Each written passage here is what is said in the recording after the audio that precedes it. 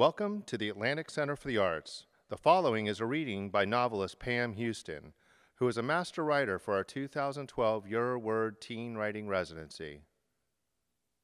I'm going to be reading tonight from a book of mine that came out in February. It's called Contents May Have Shifted. It's my 5th book. And it began when I was invited to the Wisconsin Book Festival, and I was asked to be part of an evening called Unveiled, where 4 writers were asked to read work that was completely untested and untried. And I took that assignment so seriously that I didn't start writing till I was on the plane to Wisconsin. And I wrote frantically on that plane, and in my panic, I did what I've asked almost all of you now to do, which is to think of the things in the world that had glimmered at me lately, that had really arrested my attention or attracted my attention. And because I move around so much, I had these various glimmers. I had one from Great Exuma, Bahamas, and one from Davis, where I teach, and one from Creede, Colorado, where I live, and one from Juneau, Alaska, and one from Gulfport, Mississippi. And I just collected them. I made 12. I wrote really hard for the 2 days I had before my reading. And I thought they would have some sort of coherence and relationship to each other because they had been filtered through the filter of me. And I lined them all up, and a few hours before the reading, I said, well, I should just look back at that email to make sure I did everything right. And I looked at the email, and it said, the only caveat is that you have to mention the state of Wisconsin. And I had not mentioned the state of Wisconsin. So I had to get rid of the goosenecks of the San Juan River. And I went downstairs, testing my own theory, and sat on the street corner in Madison, Wisconsin, and waited for something to happen. And after a couple hours, it did, and I went upstairs and I wrote it down. Anyway, I read that night, and a writer who I admire a lot, a man named Richard Bausch, was there. And he came up to me and said, that was great, write 100 of those, and it's your next book. And because I've always thought in 12s rather than 10s, I thought, no, not 100, but 144. And that set me on the way to writing this book, and I knew it was going to have 144 very short chapters divided into 12 groups of 12. That was my form. We've talked about form in class. Form's really important to me. If I have a form, I feel safe, even if I made up the form, and even if eventually I let the form go. So I had 144 boxes to fill, and I would worry about how it was all going to fit together and what it was all going to mean later. And that took 6 years of later. But in the end, it all turned into a novel with 144 very short chapters. So 132 of them take place someplace, and they are named by that place, like Portland, Oregon, or Cheyenne, Wyoming. And the other 12 that divide each group of 12 take place on an airplane, or no place. So I will start out by reading an airplane story, and I'll just read some of the chapters. So the airplane stories are named with the airplane. So this is Delta 55. The plane is gradually but perceptibly descending. It is barely light outside, and we aren't due at Orly until nearly noon. There is an odd ticking noise coming from the wing outside my window. I come fully awake and realize we are listing strenuously to the right. I glance at my seatmate on the aisle. Her name is Rebecca. She is a 26-year-old bank teller from Cincinnati who has never flown before, who has saved for 5 years to take her dream trip to Paris. I spent most of dinner telling her how much safer airplanes are than car travel, how the 777 has a minimum of 3 fail-safes on each of its major systems, how even if one of the engines fell clean off the fuselage, it is designed to tumble backwards up and over the wing so that it doesn't tear the wing from the plane. Now, in spite of all my reassurances, we seem to be heading shoulder first into the North Atlantic. Ladies and gentlemen, the pilot says, as many of you are probably aware, we are descending, preparing to make an unscheduled landing into Reykjavik, Iceland. Approximately 35 minutes ago, we experienced an explosion in our number 2 engine, and that engine is now inoperable. The ticking sound you hear is the wind running through it, spinning the blades backwards, much like a household fan. You can probably also tell that we are tacking toward Iceland, as we would in a sailboat, as our current engine configuration will not give us full power in a straight line. Now Rebecca is awake and looking at me wild-eyed. The man likes a metaphor, I say, and offer a small smile. The light out the window has strengthened, and I can see whitecaps on an angry gray sea. I always kind of wanted to go to Iceland, I say, but by now Rebecca is no longer looking at me. She has her eyes closed tightly, has given herself, I imagine, to prayer. We will be landing in approximately 15 minutes, the captain says. Please give your undivided attention to the flight attendants as they instruct you in landing in the brace position. I like that he did not say crash. I like that he's a language guy. The ocean is getting quite a bit closer, no sign of Iceland out my window, and I hope that Reykjavik Airport does not turn out to be a metaphor for fucked. Just when it seems that our wheels have to be skimming the water, land and runway lights appear, and then more of them.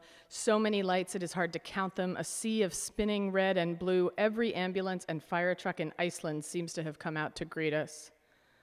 Holy cow, I say, just before the wheels hit the foam and the foam splashes up and covers all the windows, throwing the cabin in a half-light exactly like waking up in a tent after a snowstorm, and then everyone is cheering as the plane glides to a jerky, sticky stop. Much later, in an upstairs blank space of terminal, as we are being fed rice with some kind of yellow chickeny goo all over it by something resembling the Icelandic Red Cross, the crew tells us the reason for the emergency equipment. When the number 2 engine exploded, it spit jet fuel all over the fuselage. We were a Molotov cocktail hurtling through space, is the way the literary pilot put it. There was no way to be certain that the friction of the tires on the runway wouldn't make a spark and ignite us, turn us into a 90-mile-per-hour ball of flame.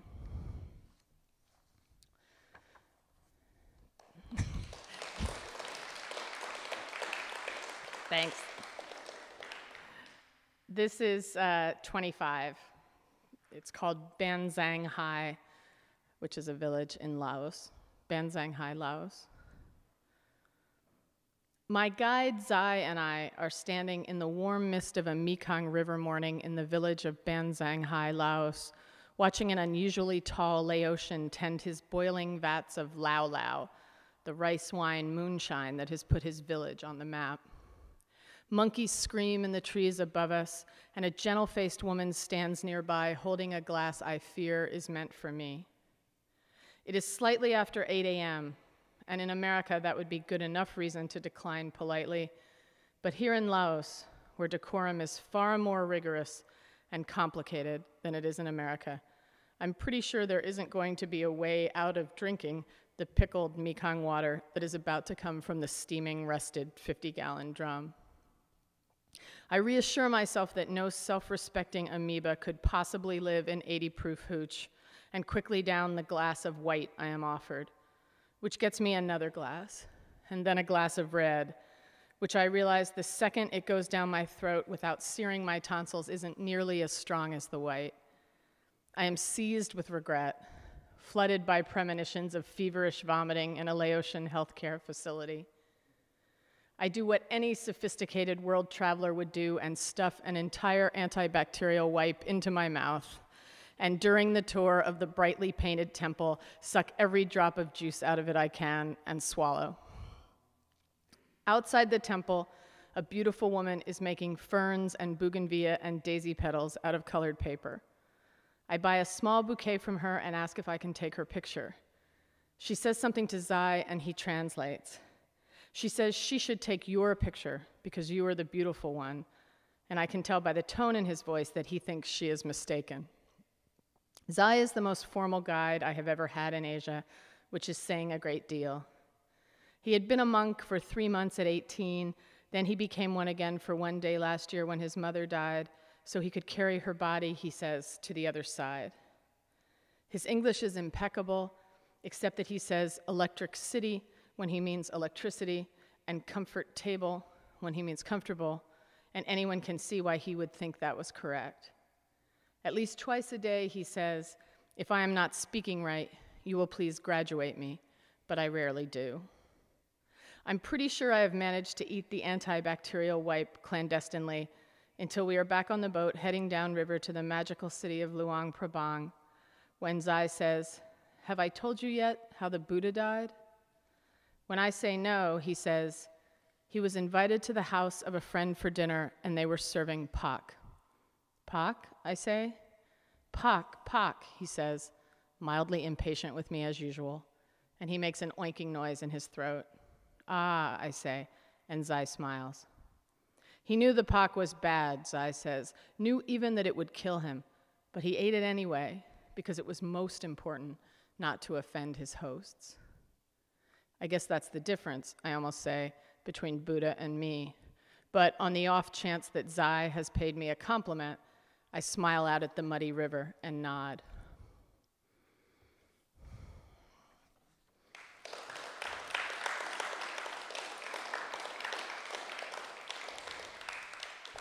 You don't really have to clap after everyone.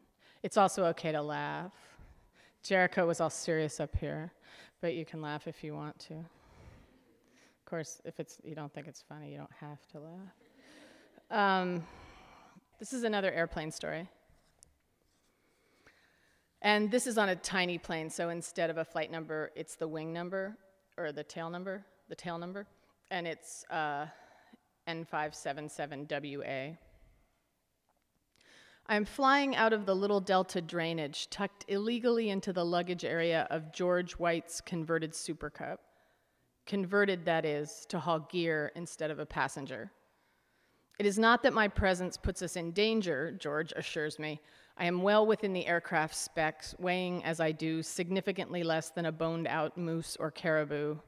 But there is no seat for me, not to mention a belt.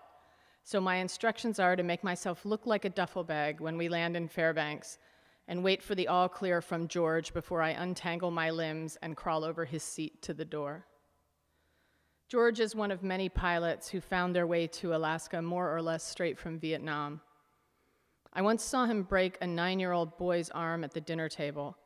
Right after the boy, in an attempt to get his mother's attention, put the tines of his fork through the back of her hand. I have also watched him dig through buckets of rusted nuts and bolts to find the one ancient screw that will restart a seemingly defunct airplane engine. He likes to push both the light and the equipment, landing on airstrips made of nothing but river rock between steep canyon walls deep into the Alaskan twilight.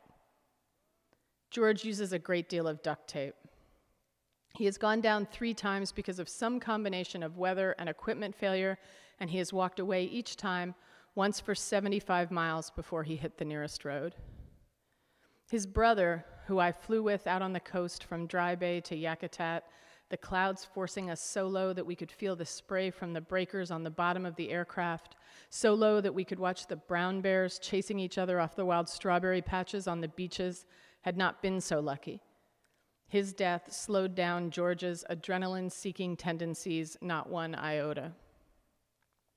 Normally, George flies me in and out of the backcountry in the Mall, his newest and safest plane, the only one licensed, in fact, for commercial passengers. But today the Mall is down, and so I'm in the back of the ancient but trusty Cub, my knees up around my ears as the wheels leave the rocky runway. It is only about a 45-minute flight back to Fairbanks, where in winter, pilots have to call ahead and ask the luggage handlers to chase moose off the runway. But this is September, and the tundra is red and golden below us, giving way as we head down valley to dense forest, an occasional moose standing in a little tarn carved out long ago by the glaciers. We have seen 5 big bulls since we became airborne. We are about halfway to Fairbanks when the engine sputters and quits, and George's hand jerks up to the tank control, and then his shoulders slump, and he says, "Shit." And I say, "What?" And he says, "What do you think? We're out of gas." What scares me more than anything is the violence with which he jerked his hand. For 10 or 20 seconds, we ride in the very particular silence of a small plane gradually losing altitude, And then George says, do you remember, like, in the last few minutes, any place we could maybe put this thing down? A lake, a dirt road, even a river? What I remember from the last few minutes are a few tiny glacial tarns and a million frost-heaved spruce trees pointing drunkenly in every direction. I don't, I say. Here, he says, shoving the open aviation chart over the seat back toward me. We are somewhere around in here, he indicates vaguely with his finger. See if you can see anything up ahead, even a cut for a power line. Sometimes those are wide enough. I try to make sense of the map fast, try to ignore the fact that the treetops are getting closer. It looks like there's some kind of dwelling to the north, I say, with a little road coming into it, and he says, how far? And I say, 4 or 5 miles, and he says, I don't think we can make that. I know plenty about the need to be airborne, and plenty about how raising the degree of difficulty sweetens the pot. I understand why Alaska, and why fly in only Alaska, and why even that isn't far out enough. I know what it's like to feel calmer, better, face to face with a female grizz at dusk on a caribou trail than when I'm contemplating, say, a year or a month or even a week in the significant comforts of my very own house. I know all about the anatomy of restlessness and the crossover point of adrenaline addiction, but I'm not quite ready to be accessory to George's own personal death wish, even so. It can't hurt to try, I say. By my best guess, we are now less than 2,000 feet above the treetops. Well, he says, there is one other thing we could do. And I say, what's that? And he says, switch to the reserve fuel tank. And with that, he raises his hand to the little lever, switches it to the left, points the nose slightly downward, and the single engine sputters back to life.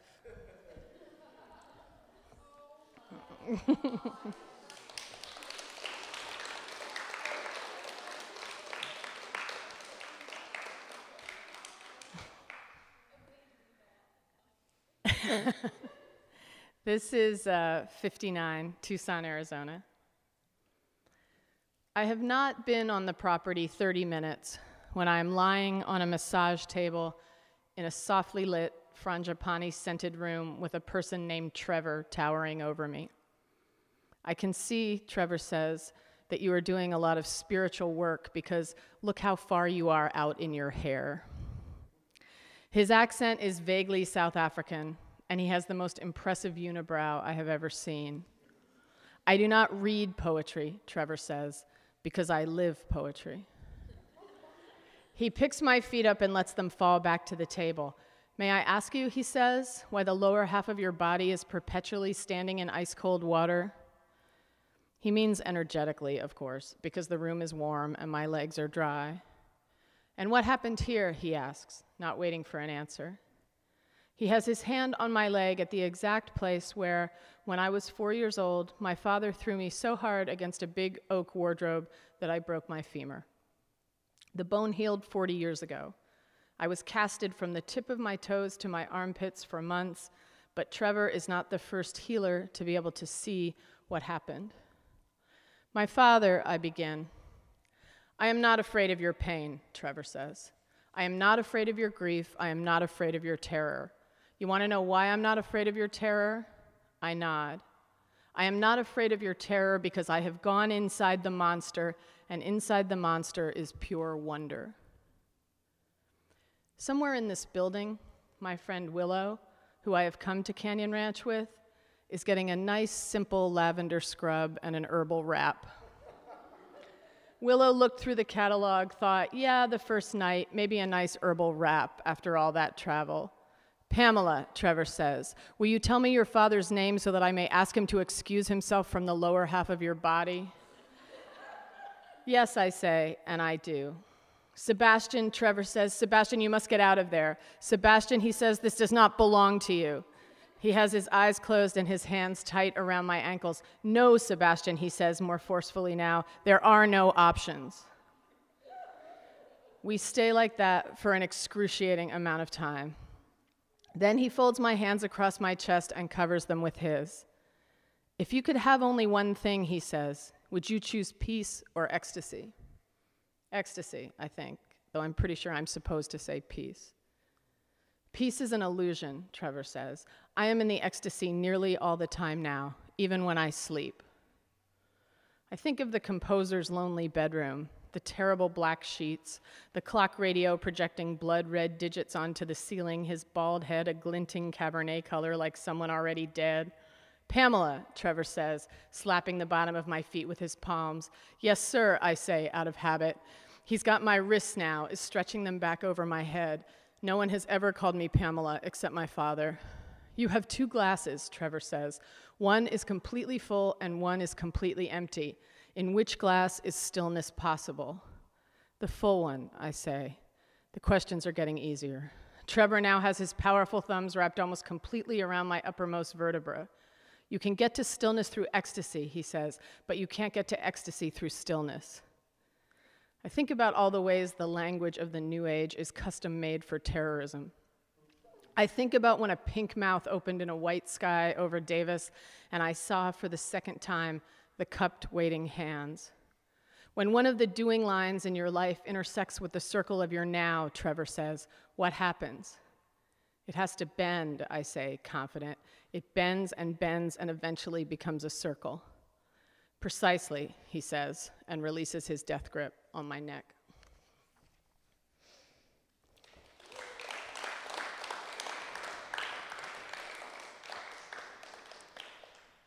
This is 71, Milwaukee, Wisconsin. Driving from Chicago in the -6-degree weather, neck craned out the window looking for the lunar eclipse because the rocket scientists told me to, but the light pollution extends all the way to the Wisconsin border, and I think I'm probably facing the wrong direction anyhow. If I became the rocket scientist's girlfriend, the fortune cookie about me being the reasonable one would never, ever, ever be true.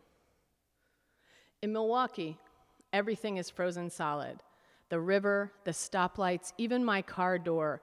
But when I get to my high-rise hotel room, there is the eclipse right out my window, halfway over and looking strange enough to scare a caveman or an ancient Egyptian to death. Trish comes to meet me for breakfast with her sperm bank in vitro baby, and I have no idea how to respond as she details all the ways her life has become a living hell. She knows I thought she was crazy to do it, at her age, alone with her 80-hour-a-week job, and now here she is as if to prove me wrong, but everything she says makes her life sound about 10 times worse than I could have ever imagined. The lake is frozen as far out as you can see, blocks of ice heaved up on the shore like wrecked cars, and Cliff Parker, whose law firm is sponsoring my visit, picks me up and takes me to the Milwaukee Country Club for lunch. It is so much like the country club in Bethlehem, Pennsylvania that my father could just barely afford to belong to, it takes my breath away. Only it is like it is still 1972 in Milwaukee, Wisconsin. The white wallpaper with little parasol-toting maidens doing tourgetés across it, the 4 dead gray-haired ladies propped up in the corner as if to look like they're playing bridge. The place probably seats 250, not even counting the no women allowed grill downstairs, and yet, other than the dead ladies in the corner, we are the only ones eating today.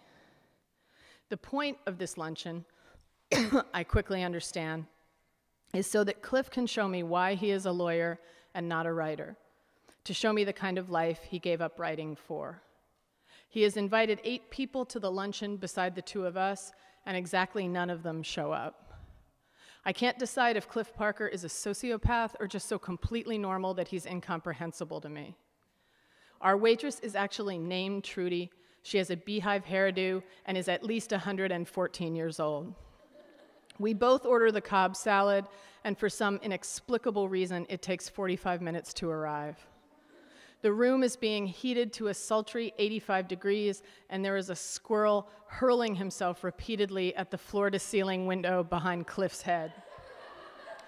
Over and over, he climbs the nearest tree and then flies, flying squirrel style, and lands splat with his face against the window, where his paws achieve suction for a little more than 1 second before he slides, like a cartoon character, down to the bottom of the glass.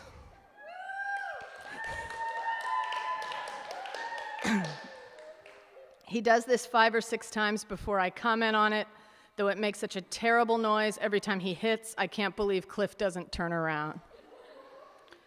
Probably rabid, Cliff says, with a casual wave of his hand. And I feel my eyebrows go up, and he says, a lot of the squirrels around here are.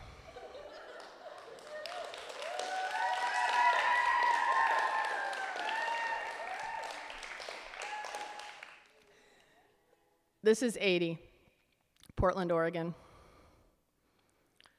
Rick says, Pam, if everyone deserved a down pillow, there wouldn't be any more birds.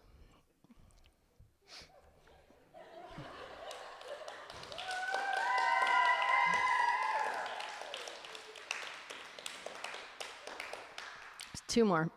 This is 111, Trenton, New Jersey. Let's say, for the sake of argument, that my back hurts so much because when I was 4 and in my 3/4 body cast, my mother found it easiest to carry me around upside down like a monkey, using the plaster bar the doctors had fashioned between my knees to keep them, for 3.5 months, the correct distance apart. And let's say she did just that, until my second to last appointment when the orthopedic surgeon said, "You haven't been carrying her around by this bar, have you?" And my mother shot one quick glance at my father and said, "Of course not, no." And it became a funny story the two of them liked to tell together to friends over a couple of drinks. And let's say that when their friends asked, as of course they would, how in the name of heaven a 4-year-old breaks her femur, they said that I had somehow managed to pull the giant wardrobe over onto myself. Except instead of wardrobe, they would have said credenza, because it would have made us sound richer than we were. I still don't see how it would make me feel any better to think of the pain in my hip and spine as anything other than my most loyal and valuable companion. The continuous non-voice in my ear that says, "You got out alive and you still get to go." No two people who have ever lived love to travel more than my mother and father. They gave that love in their fashion to me.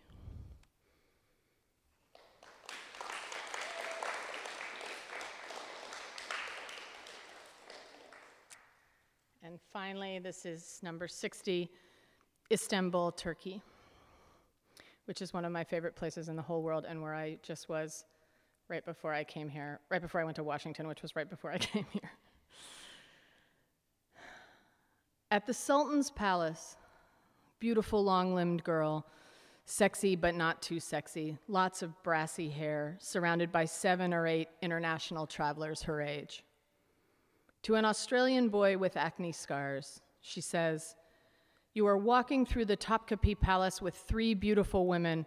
What more do you want?" The other young women are not in the same room of beautiful as she, but they accept the compliment, don't dare to interrupt. The boy says, "Maybe if you were all naked," and laughs. One of the other girls, a Swede, says, "No," meaning, "Go fuck yourself, acne face." The brassy-haired girl holds her fingers to the Swede's lips, says, "My parents taught me never to say no immediately." "To men?" the Swede asks. "To anything," she says. Istanbul is the only major city in the world that is situated on 2 continents. Since 330 AD, it has been the capital of the Roman Empire, the Byzantine Empire, the Latin Empire, and as recently as 1922, the Ottoman Empire. In the hilly streets, ruin leans into palace, leans into internet cafe. We are in line waiting to get into the harem. Miles of tiled, low-lit corridors and rooms so thick with ghosts of women in captivity you can feel their hair on your arm, their jasmine-scented breath on your face. In contemporary Istanbul, the dervishes have finally invited the women to whirl. In the Blue Mosque, there are 250,000 tiles the color of sky. When the sun comes out, inside is sky and outside is golden. I am 46 years old and ashamed of the fact that this is the first mosque of my life, but later, when the evening call to prayer catches me in the garden between the Blue Mosque and the Hagia Sophia, call and echo, echo and answer, bouncing off domes and turrets that have stood on this hill for 1,500 years, I know faith springs out of doubt like topsoil, and one thing I am is here right now.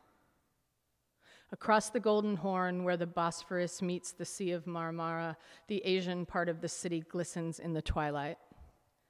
As a candidate for the center of everything, Istanbul beats Pueblo, Colorado, hands down. The gulls are turning cartwheels around the towers of the Blue Mosque and cawing like crazy women. Byzantium, I say to them, Constantinople. The circle of my now is wreaking havoc with the lines of my doing. I am learning to say yes, if not always immediately. A sweet-faced Turkish boy, maybe 19, offers me a Kleenex, puts both hands over his heart when I take it, says I look just like his mother when I cry. Thanks.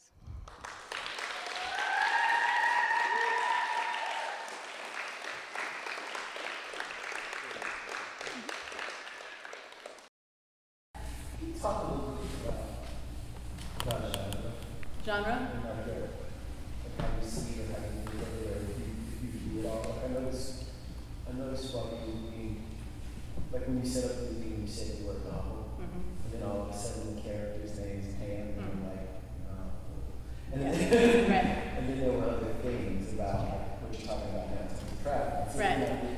Yes, I can. Of confusion, for me at least, probably because I'm a mess. Can you just talk about that a little more? Yes, I can.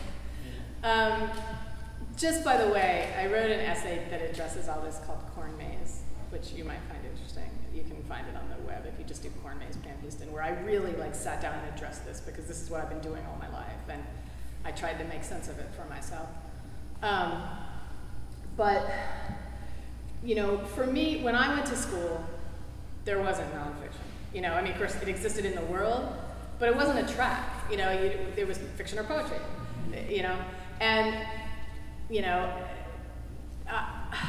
For me, all of my books, including Cowboys Are My Weakness, my first book, was just me paying really strict attention out in the world, recording what happened to me or people I knew, bringing it home, and shaping it into a story. That's what it always was.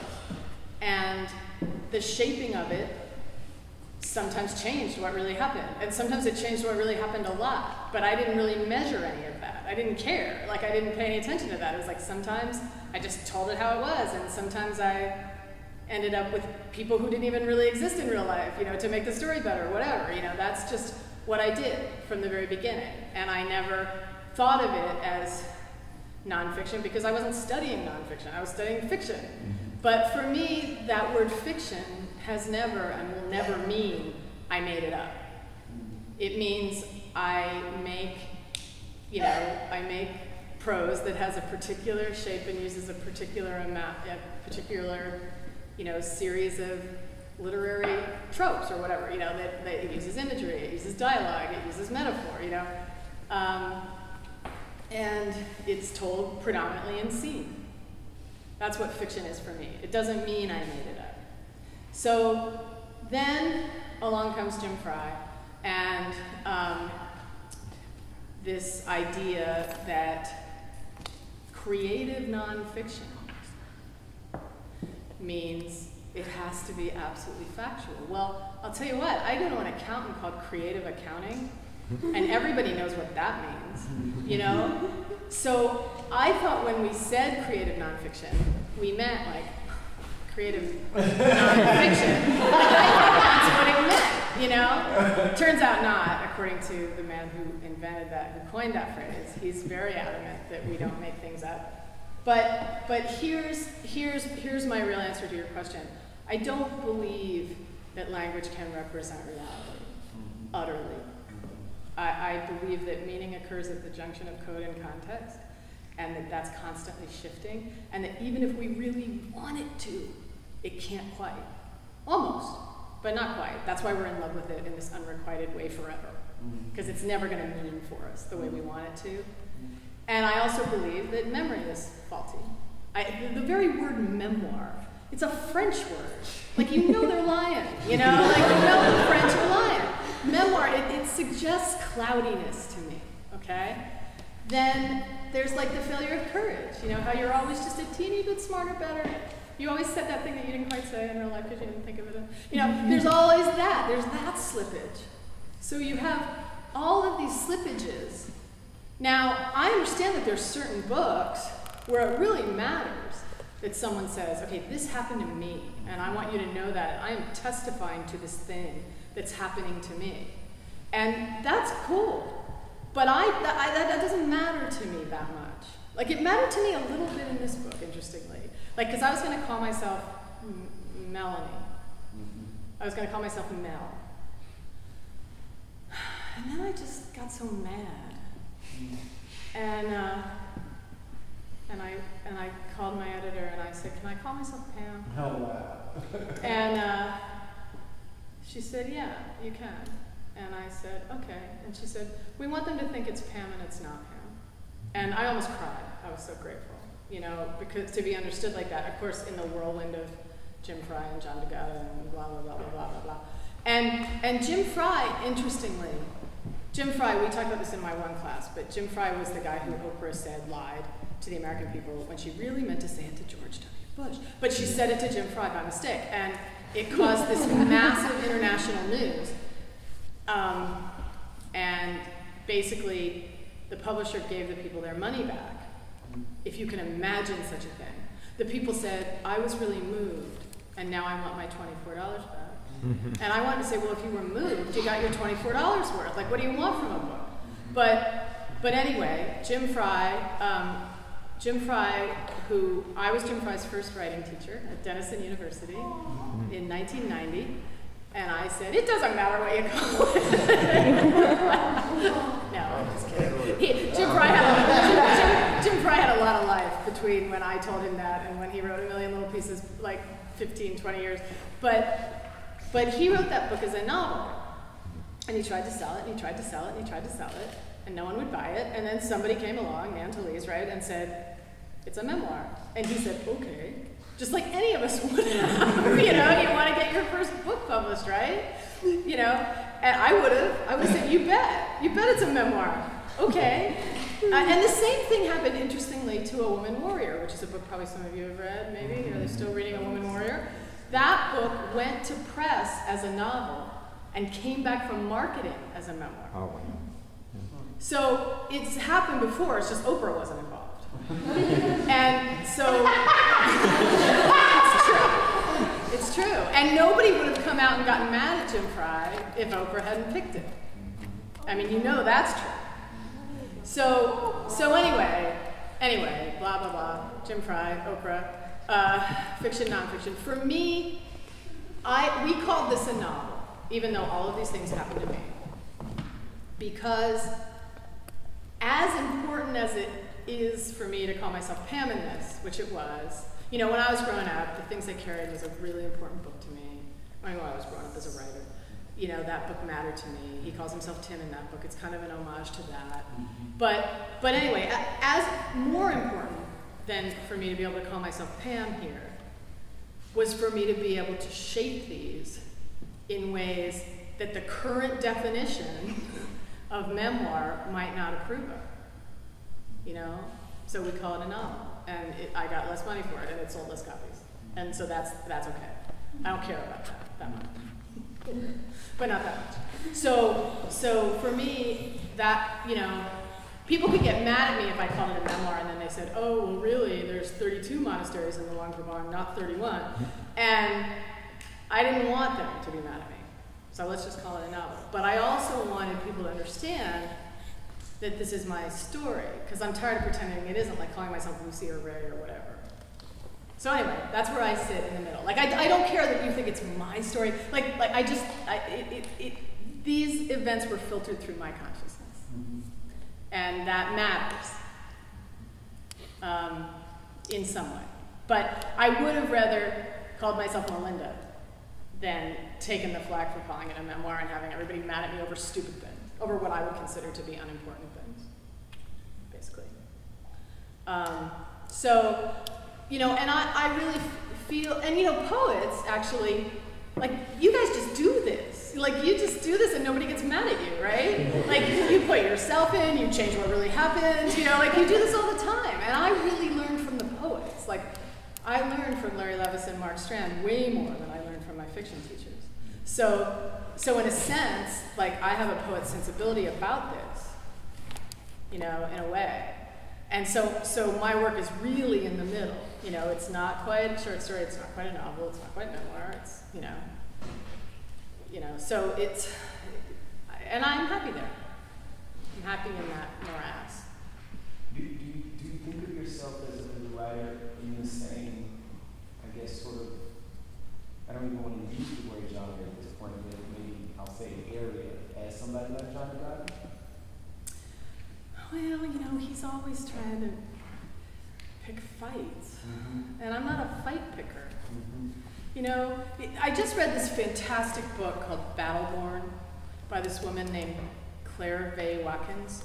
I don't know if you were at lunch when we were talking about this. Anyway, her name's Claire Vaye Watkins. She's a young writer. She has this new book coming out in September called Battleborn. It's the best book I read all year. Short stories. And she happens to be, there was this guy named Charles Manson. Do you know who Charles Manson was?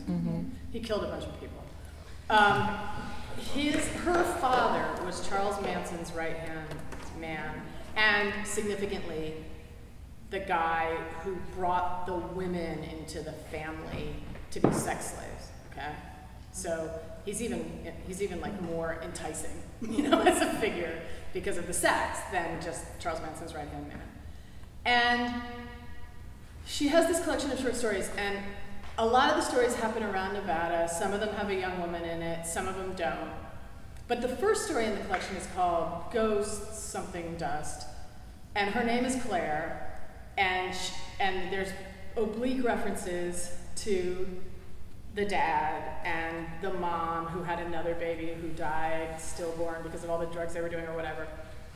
And she's just called Claire in that story. And then she goes on, and there's all these other stories where the young girls are named other things, and there's a few historic stories about the gold mining days, and it's a terrific book. But it's almost like she was saying, okay, John DeGato, like, okay, we're over that now. Like, we're done having this conversation. I'm just gonna mingle them together here a little bit and move on. And that's kind of how it felt. Like, it felt like she was like, okay, I'm over this conversation. Let's just move on and write our stories. And, you know, that's probably putting the reading that I wanted onto that collection, but it sort of felt like that. It was like, it's like, why, there's something about John DeGato that is like, he protests too much. Or he wants a controversy rather than to just write a good book. That's that, but on the other hand, I like his work, okay, and I taught his anthology, and I'm glad he's here to have this conversation. But I don't feel like aggressive about it. I just want to do what I do, you know, and I don't want to get all in the middle of some sort of controversy. I just want to do what I do. That's the way I've always made stories. You could sub in Pam for any of my characters' names in any book I've ever written. People have asked me about it. They say, how much is you? And I say 82%. And that's what I've been saying all along. And then I had this book of essays come out that was supposed to be nonfiction. And people would introduce me and say, well, we've had 82%, Pam, and now we're going to get 100%. And I wanted to say, no, still coming in about 82. That's my number, you know, that's my number. And I had this one experience when I was first out of school and I was writing for the magazines to pay off my student loans, and I was asked by Working Woman magazine to write a story about why women over 40 take adventure vacations. And I was like 29, you know, and I had no idea. And so I called some power women I knew and asked them, and they said really predictable and boring things like for the challenge, you know. And so then I made up 3 women who said really funny, sexy things about why they took adventure vacation. And I turned the article in. And then the fact checker called me. And I was so fresh out of grad school, I was like, you know what? Like, you believe in facts? And, because I had all, you know, theory brain. And she said yes, and she said, I need the names and the phone numbers of the 6 women. And so I gave her the first 3, and then she said, well, what about Samantha and Natalie and Catherine? And I said, well, I made them up. And she said, well, I guess we don't have to call them then, do we? And I said no. And that was the end of that. So, yeah, sure. Yeah, they pushed it. And then, not very long after that, I was sent to France to write this story on the Ardèche region of France, and by Travel and Leisure magazine. And they wanted me to kayak the Ardèche River, because they knew I was a kayaker, and they said, you know, will you kayak the Ardèche River? It's the Grand Canyon of France. Not. But it's a very pretty little canyon. And so I went there, but they sent me in late October, and it was cold, and all the kayak places were like long boarded up. There was no way to get a kayak. So I hiked the Canyon of the Ardèche, which took one long day, and it was fun and pretty, and all the fall colors were. So I wrote the piece about the fall colors and the food and the wine and all the hotel and all the things, and I turned it in, and they called me and they said, we really wanted you to kayak the Ardèche River. And I said, well, I know, but it was cold and raining, and the kayak places were all closed, and there was nothing I could do. And they were like, no, we really wanted you to kayak the Ardèche River. So I was like, okay, all right then. And she was like, and while you're at it, could you make it rain a little less? I was like, you bet I could. So I took the piece back and I rewrote the article, having kayaked the Ardèche River, which was going to be a breeze to kayak because it was just flat as a board. And in order to make it interesting, because it was just a flat river with not even a riffle on it, I invented this scene with these 3 Italian kayakers where we kind of flirted and like, you know, Italian, English, whatever the Italian version of Spanglish is, you know, we were like having a kind of funny flirtation, water splashing thing. And that became the center of the Ardèche River piece, because otherwise it was just a pretty canyon, you know, like paddling along in your kayak. So I turned the story in, they were all really happy. I will tell you what I got paid, only because this matters a little later in the story. I got paid $5,000 for that article, which at that time was an outrageous amount of money for me and my student loans. So I accepted the money. A few years later, an anthology called Traveler's Tales wanted to reprint that story. And the lady who was in charge called me up and said, hey, you know, I love your story. We were wondering, we're going to do a reading in the Bay Area. Would you come and read? And I said, sure. And she said, I loved your story, especially the part about the 3 Italian kayakers. And I said, oh, it's funny, I made that up. Well, I got a call from Mr. Traveler's Tales later that day, and he was not happy.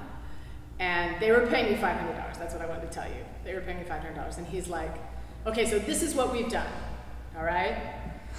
We're very upset about this. We have made it so you carry your kayak down to the river, and then a fog bank rolls in, and you decide not to go. And I said, well, you know, I don't want to be an asshole, which wasn't true. But, you know, if I can't make up 3 Italian kayakers, you can't make up fog in my story. And furthermore, Travel and Leisure paid me $5,000 to say I went kayaking, and I'm not going to accept your $500 to say I didn't. Like, no way. You know, that's just bad math. And so we agreed to disagree, and we just lifted the whole Ardèche section out, which basically made it a very thin essay, but that's how we resolved it. So anyway, that's a lot. That's a big, long answer to your question, but it's something that it's right where I live. I live right on that divide, and I'm pretty happy there. You know, that's where the work comes from. And if we had another word for it other than fiction, I would be happy. But again, to me, the word fiction does not indicate any like that I made stuff up. It just doesn't, that's not how it sounds to me in my ear. It just means the lines go all the way to the end of the page, therefore making it different than poetry. Or the lines also sometimes go all the way to the end of the page. That's a good note to end. Thank you very much.